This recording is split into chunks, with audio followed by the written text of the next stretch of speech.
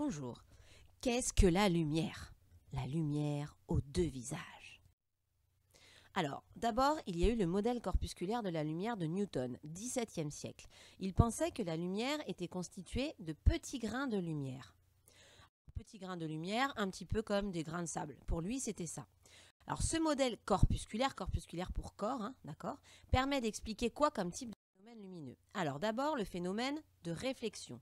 Alors, le phénomène de réflexion, vous le savez, quand le rayon lumineux arrive sur une surface, il est réfléchi, le rayon lumineux, avec le même angle. Ce phénomène-là de réflexion était expliqué assez facilement par le modèle corpusculaire. C'est ce qui vous permet de vous voir dans le miroir. Ensuite, ça permettait aussi d'expliquer le phénomène de réfraction.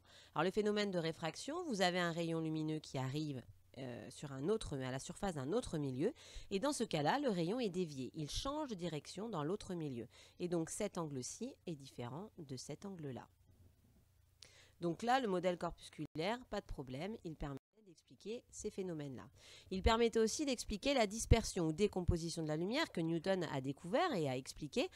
Et comment il expliquait que des corpuscules pouvaient avoir des couleurs différentes? Lui, il disait que chaque grain pouvait avoir une couleur différente, et il expliquait donc comme ça que la lumière blanche était composée de grains rouges, grains bleus, grains jaunes, grains verts, etc. Alors, dans ce modèle, la lumière se propage en ligne droite, donc pas de problème pour vous, c'est ce que vous avez l'habitude de voir. La lumière, quand elle arrive au niveau d'un obstacle, d'un trou, elle va se propager en ligne droite. Donc ici, par exemple, l'image de ce spot lumineux, donc la lumière qui part de cette source-là, ça donnerait une tache lumineuse ici, juste de la taille de l'obstacle, plutôt du trou. Alors, le problème, il est là. C'est que si vous avez un trou assez grand, il n'y a pas de problème, on fait passer de la lumière et on obtient l'image exacte du trou sur l'écran, image lumineuse. Par contre, si maintenant le trou se réduit, on prend un tout petit trou, une ouverture vraiment très petite, comme avec une épingle, on fait un petit trou. Dans ce cas-là, ce qu'on voit sur l'écran, c'est plus du tout l'image de ce petit trou lumineux. C'est une tache centrale au milieu qui peut être beaucoup plus grosse que la taille du petit trou, et autour des cercles concentriques, d'abord noirs, puis ensuite lumineux. Noir, puis lumineux, avec une intensité qui évidemment diminue plus on s'éloigne de la tache centrale. Ce phénomène est appelé le phénomène de diffraction. Et c'est un phénomène qui se retrouvait expérimentalement également avec les ondes sonores. Alors on entendait beaucoup de sons à certains endroits, ensuite moins, etc. etc. Donc le modèle corpusculaire, ça ne permet pas d'expliquer ce phénomène. Deuxième phénomène que ne permet pas d'expliquer le modèle corpusculaire, c'est le montage des Fan de Young, donc le problème des interférences lumineuses. Alors le montage des Fan de Young, c'est que si on prend un laser, donc c'est 20e siècle, qu'on le fait passer par deux fentes, si la lumière se propageait en ligne droite, je devrais avoir sur l'écran deux traits rouges éloignés de la même distance que celle qui sépare les deux fentes de Young. Le problème, c'est que ce qu'on observe sur l'écran, c'est ça. C'est-à-dire, ça ressemble à la diffraction, mais avec des raies. Donc, on a des traits, on a une tache centrale ici, ensuite des raies noires, et ensuite des traits lumineux.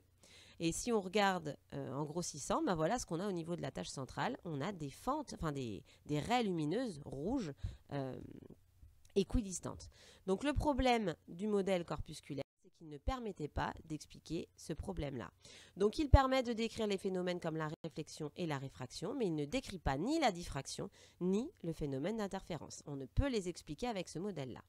Bon, alors, qu'à cela ne tienne, on a un autre modèle qui apparaît donc au XVIIe siècle, en même temps que celui de Newton, mais aussi plus tard, 19e siècle avec Fresnel, la lumière serait une onde. Donc ça, vous en avez déjà entendu parler, de la lumière comme étant une onde. Alors, cette lumière comme onde, évidemment onde invisible, mais ce serait du même genre que si vous faites tomber une goutte à la surface de l'eau, ça vous fait des vagues, ce qu'on appelle les ondes à la surface de l'eau. La lumière, ce serait du même genre, et chaque couleur correspondrait à une longueur d'onde justement différente. Le rouge aurait une longueur d'onde plus importante que le bleu. Alors, ce modèle ondulatoire permet de décrire les phénomènes lumineux comme la réflexion, la réfraction, la dispersion, et ça décrit aussi la diffraction, les phénomènes d'interférence, puisque c'est quelque chose qui était déjà connu pour les ondes sonores et les ondes mécaniques. Alors, Alors le problème du modèle ondulatoire de la lumière, c'est que par exemple pour le rayonnement du corps noir que vous connaissez, la loi de Wien, expérimentalement, on arrive à approximer, à voir que ça nous donne cette courbe-là pour le rayonnement en fonction de la longueur d'onde. Et il y a deux autres physiciens, Rayleigh et Jeans, qui ont établi une loi basée en partie sur le fait que la lumière était une onde, donc continue. Et donc, eux, ce qu'ils trouvent, c'est cette courbe-là. Et le problème, c'est donc que pour de courtes longueurs d'onde, on arrive à une radiation, une énergie énorme. On a appelé ça la catastrophe ultraviolette. Donc le problème, c'est que le modèle ondulatoire a ses limites. Ça n'explique pas cette catastrophe ultraviolette. Alors Planck s'est attaché à ce problème. Lui, il pensait que la lumière était une onde continue, etc. Le problème, c'est que donc il a essayé d'expliquer la catastrophe ultraviolette. Alors lui, il a dit que la lumière était sûrement constituée de paquets d'énergie, qu'il a appelé des quantas. Alors il n'y croyait pas beaucoup. Il pensait que c'était un outil mathématique, mais pas vraiment que c'était ça. Et il s'avère que si, ça explique vraiment beaucoup. Alors, pour plus d'infos sur la catastrophe ultraviolette, c'est vraiment très très intéressant. Une vidéo sympa d'y penser. Donc, je vous ai mis le lien et le QR code. Allez-y, c'est expliqué de manière très ludique et très simplifiée. Et ça explique un peu les problèmes de Planck à l'époque. Et c'est vraiment très sympa. Alors, deuxième chose que ne permettait pas d'expliquer le modèle ondulatoire de la lumière, c'est l'effet photoélectrique. Alors, cet effet, qu'est-ce que c'est?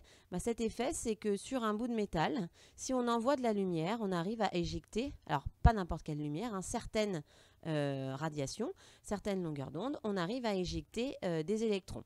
Et ce modèle photoélectrique ne pouvait pas être expliqué par le modèle ondulatoire de la lumière. Et donc Einstein a expliqué ce modèle, donc après Planck. Il s'est basé sur la théorie des quantas de Planck et il a considéré que la lumière était composée de photons. Et que c'était ces photons-là qu'on modélise par les petits serpents avec une flèche qui transportaient de l'énergie, des quantas d'énergie et permettaient l'effet photoélectrique. Alors vous pouvez remarquer que ces photons sont représentés ici avec une partie qui semblerait ondulatoire et une flèche. Donc c'est un mélange entre corpuscules et ondes. Alors, du coup, pour conclure là-dessus, la lumière, est-ce que c'est une onde ou est-ce que c'est des corpuscules, un ensemble de grains? Alors, le modèle ondulatoire permet d'expliquer la réflexion, la réfraction, la dispersion, la diffraction et les interférences. Et le modèle corpusculaire, en tenant compte de la théorie des quantas, permet d'expliquer la réflexion, la réfraction, la dispersion, l'effet photoélectrique et la catastrophe ultraviolette. Donc, ou corpuscules, c'est le problème. Donc on est arrivé au XXe siècle à un autre modèle qu'on appelle le modèle quantique de la lumière. Donc vous avez ici des noms de physiciens très prestigieux comme Feynman, Heisenberg, Bohr et j'en passe. Et le modèle quantique, en fait, ce serait que la lumière se comporte tantôt comme une onde, tantôt comme une pluie de photons. C'est ce qu'on appelle un objet quantique. Et c'est là on arrive à ce qu'on appelle la dualité onde-corpuscule, les deux visages de la lumière, onde contre corpuscule, corpuscule contre onde, ou les deux à la fois. C'est ça le truc. Alors, l'analogie qu'on montre souvent pour expliquer ce qu'est un objet quantique, parce que c'est pas du tout facile à expliquer, c'est ce cylindre.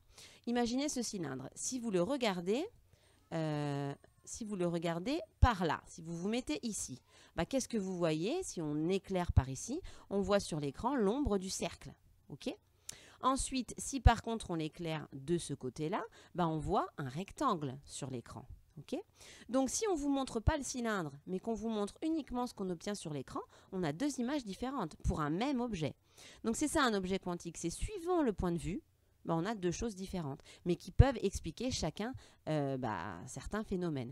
Donc notre lumière, tantôt une onde, tantôt une pluie de photons, et ça permet d'expliquer à la fois la réflexion, la réfraction, tout ça, et la diffraction, les interférences et tout ce qu'on sait sur la lumière. Alors, pour finir, pour expliquer un petit peu la différence entre continu et quantifié, puisque ça va être très important dans le modèle quantique de la lumière, Planck pensait que c'était continu, la lumière.